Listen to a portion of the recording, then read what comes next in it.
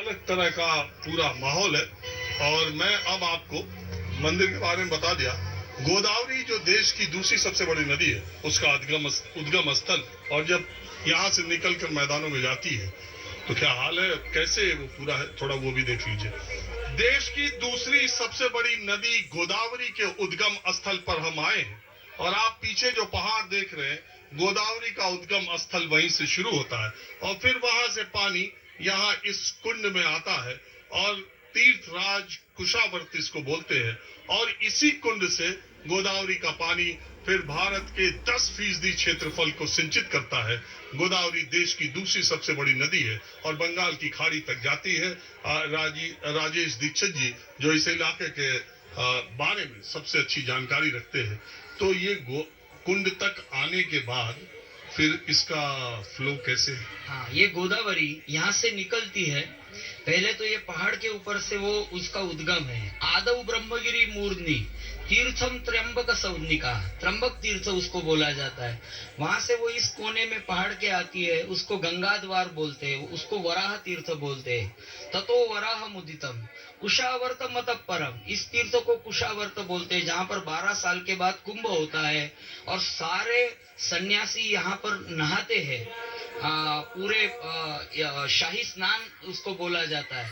और यहाँ से ये नदी निकलती है, ये कनखल तीर्थ है, और कनखल तीर्थ से उसकी धारा आगे जाती है नासिक की तरफ, गोवर्धन की तरफ, और वहां से समुद्र संगम तक जाती है राजमहेंद्री, जो अंतर्वेदी कहा जाता है। 1200 किलोमीटर लगभग ये जाती है, और ये दक्षिण भारत की गंगा ही कहलाती है। जो गंगा जी है वो भगवान ने ये सब सृष्टि बनाई तो उनको जीवन बनाना, उधर उत्तर में और इधर हाँ, विंध्य से उत्तरे भागीरथी कहलाती है, और विंध्य के दक्षिण भाग में ये गोदावरी, वारी यानी जल, गो यानी गो माता।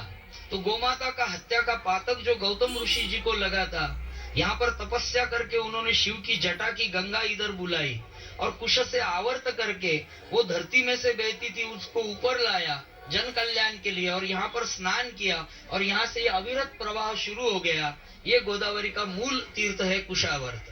देखिए अब क्या होता है, जल यहाँ से निकलता है, और इधर पहले ये गांव था, और गांव के बीचों बीच गोदावरी बहती थी, लेकिन अब इसे ऊपर से ढक दिया गया। हालांकि मामला सुप्रीम कोर्ट में गया कि इसको फिर खोल दिया जाए। और अब कैसे ये मैदान में कहाँ आती है, थोड़ा ये दिखाते हैं। गोदावरी को गौतमी गंगा कहते हैं, क्योंकि इसको ऋषि गौतम लेकर के आए थे। और देखिए मैदानों में गोदावरी यहाँ से जाती, इस वक्त के आप पानी की रफ्तार देखिए, और यहाँ गंदगी तो खैर आपको पता ही है, नदियों में भारत के लोगों की कितनी संवेदनशीलता है। तो ये यहाँ से शुरू होती है, और सोचिए ये देश की दूसरी सबसे बड़ी नदी है। जिस तरह से भागीरथी गंगा कहते हैं, उसी तरह से इसको गौतमी गंगा कहते हैं। ये पानी को देखकर, और जब ये देश की दूसरी सबसे बड़ी नदी है, जैसा मैंने कहा, यहीं से निकल करके पूरे महाराष्ट्र, आंध्र प्रदेश और तेलंगाना होते हुए इतना लंबा सफर तय करती है, कई राज्यों से गुजरती है। तो कई बार एक इसमें उद्गम स्थल पे मैं आया तो मुझे एक चीज याद आती है कि भारतीय दर्शन पद्धति में कहते हैं कि संतोषम परम सुखम, संतोष सबसे बड़ा सुख है। लेकिन आचार्य रजनीश जिनको ओशो कहते हैं, उन्होंने एक जगह लिखा है कि दुनिया की जितनी बड़ी नदियां हैं वो सब अपने उद्गम स्थल से बूंद बूंद निकलती हैं, और वो धीरे धीरे वही एक बूंद में असंतोष इतना होता है कि वही बूंद बढ़ते बढ़ते एक बड़ी नदी के तौर पर होता है। तो इसलिए संतोष अगर है तो कुछ नहीं, असंतोष है तो वो बहुत उर्वरक और विकासशील हो सकता है। वो हर चीज के अपने तर्क अपने तरह से देखते थे। मैं यहाँ आया तो उनकी बात याद आ गई कि देखिए इस जगह को देख के कोई सोच नहीं सकता कि ये इतनी बड़ी नदी यहाँ से निकलती है। और पीछे त्र्यंबकेश्वर ज्योतिर्लिंग का मंदिर उसके जस्ट सटा हुआ ये है। राजीव जी आप मुझे ये बताइए कि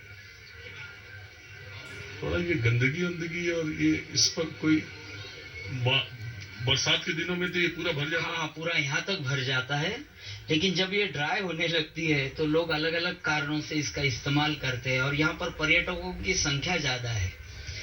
ऐसा बोला जाता है हमें कि नदी का मूल और ऋषि का कुल ये दोनों नहीं देखते।